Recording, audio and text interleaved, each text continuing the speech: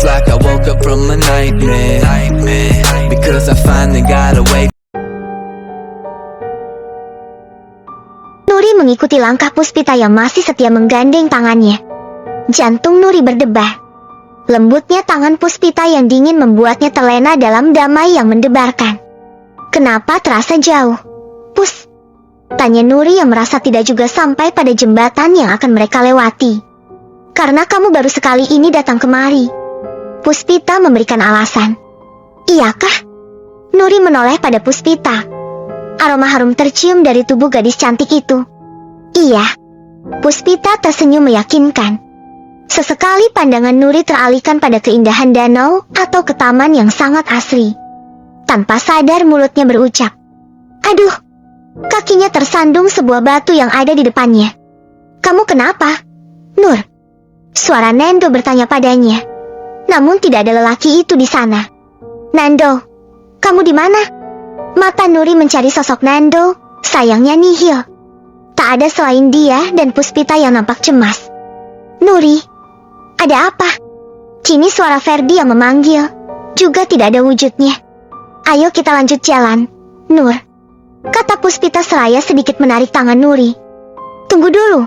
Jari telunjuknya diarahkan ke atas memberi kode agar Puspita diam sejenak. Istighfar, Nur. Nur, istighfar. Zaki kali ini yang bersuara. Nuri kebingungan. Istighfar? Mengapa harus istighfar? Selama ini dia jarang sekali menyebut nama Tuhan.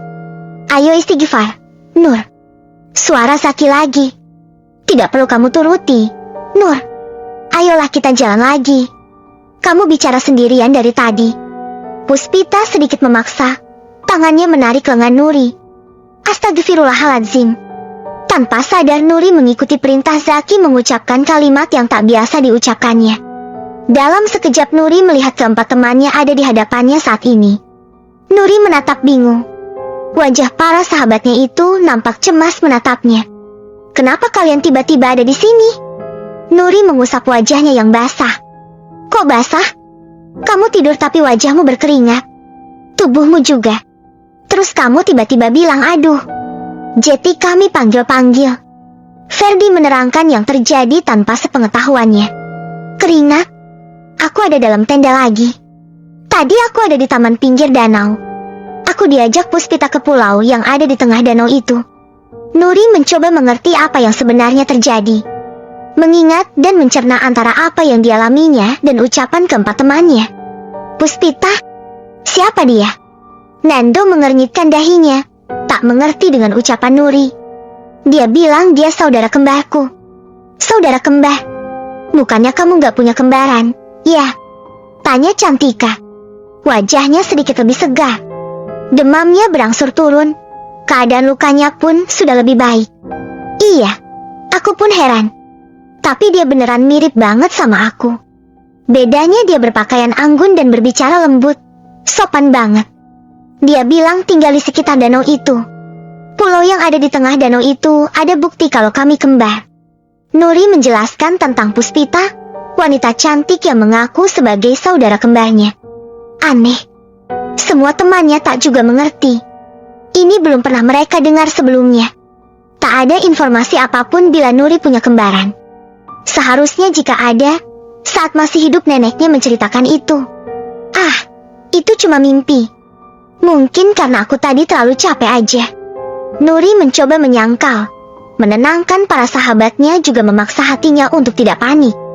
Perihal siapa Puspita, setelah pulang nanti dia akan pertanyakan langsung pada orang tuanya. Sebuah mimpi bisa jadi pertanda. Semoga bukan pertanda buruk. Ya, ucap Cantika. Seketika hati Nuri berdesir. Pertanda buruk?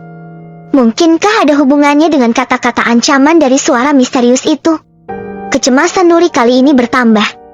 Tak bisa lagi dia sembunyikan keresahan yang menggelayut dalam hati dan pikirannya. Apa ini tanda kalau aku gak akan bisa pulang? Apa aku akan tinggal di sini selamanya? Tubuh Nuri gemetaran, bibirnya bergetar.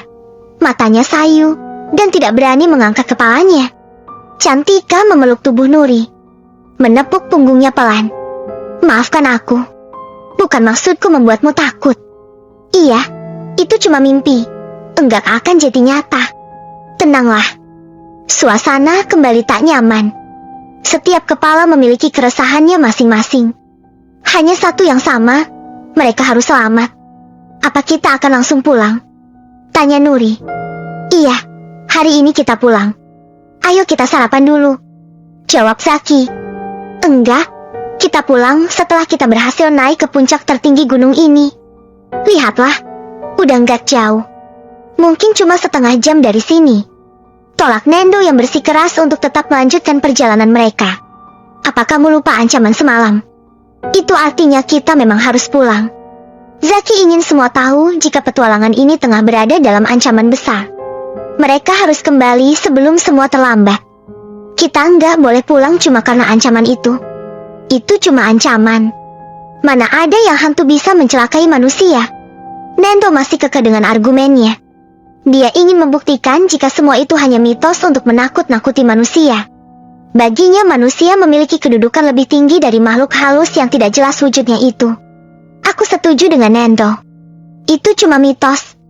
Banyak pendaki yang melanggar pantangan, tapi mereka baik-baik aja. Kita tetap akan naik. Kalau kalian mau pulang, pulanglah. Biar aku berdua aja dengan Nando. Cemen. Cantika sependapat dengan Nando. Dengan mudahnya dia mengolok temannya yang tak ingin lagi melanjutkan perjalanan ini. Memangnya kakimu udah sembuh, kan? Tanya Zaki seraya melihat bagian betis Cantika yang terbuka. Udah. Lihatlah, aku udah bisa jalan normal lagi. Cantika memperlihatkan dengan jelas luka yang telah mengering. Bahkan dia berlari-lari kecil di depan tenda. Cahaya matahari yang muncul di ufuk timur memberikan kesan indah pada bias tubuh Cantika. Apa kalian gak merasa aneh? Semalam bahkan dia seperti orang sekarat. Tiba-tiba pagi ini dia bisa berjalan bahkan berlari-lari. Ini janggal menurutku, ujar Zaki. Mereka seketika menoleh ke arah Zaki berdiri. Benar juga. Rasanya mustahil kalau dia bisa sembuh secepat ini, sahut Ferdi. Tatapannya tak lepas dari Cantika yang masih asyik sendiri di depan tenda. Benar, kan? Aku udah sembuh. Ayolah kita naik ke sana. Cantika menunjuk puncak gunung yang tampak tak begitu jauh dari tempat mereka berada. Apa kamu gak takut kita dalam bahaya lagi? Zaki ingin Cantika sadar bahwa gunung itu tidak aman bagi mereka. Aku mau ke puncak itu dengan atau tanpa kalian. Tekad Cantika sudah bulat dan tidak akan ada yang bisa menghalanginya lagi. Aku juga akan ke puncak itu. Perjalanan kita udah sampai sini, tanggung kalau enggak dilanjutkan. Itu sama aja perjuangan kita untuk sampai sini sia-sia, ujar Nando semakin membuat Cantika bersemangat. Ferdi, Nuri, dan Zaki saling pandang. Ini pilihan berat, pulang atau melanjutkan. Pulang terasa perjuangan akan sia-sia. Sementara melanjutkan, ancaman mengerikan dari waktu ke waktu seakan mengintai mereka. Baiklah, kita lanjut. Tapi sebaiknya kita pulihkan tenaga dan kondisi yang kurang baik dulu. Mungkin nanti agak siangan aja, kata Ferdi. Sebenarnya dia juga ingin segera turun. Tetapi kedua temannya keras kepala, membuatnya tidak punya pilihan lain selain tetap bersama mereka.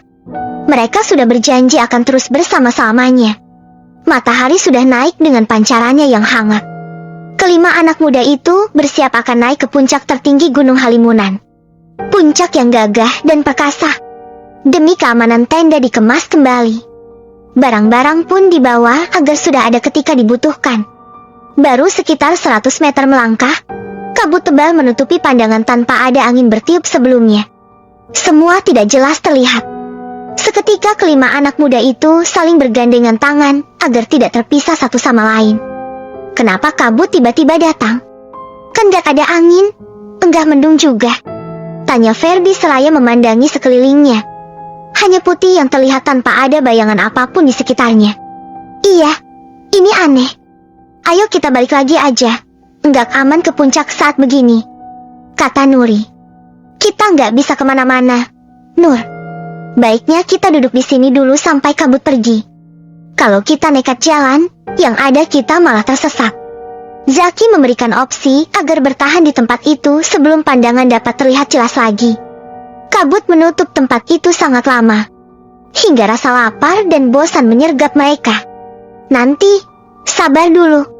Kita makan bekal tadi aja sambil nunggu kabut pergi, ujar Zaki.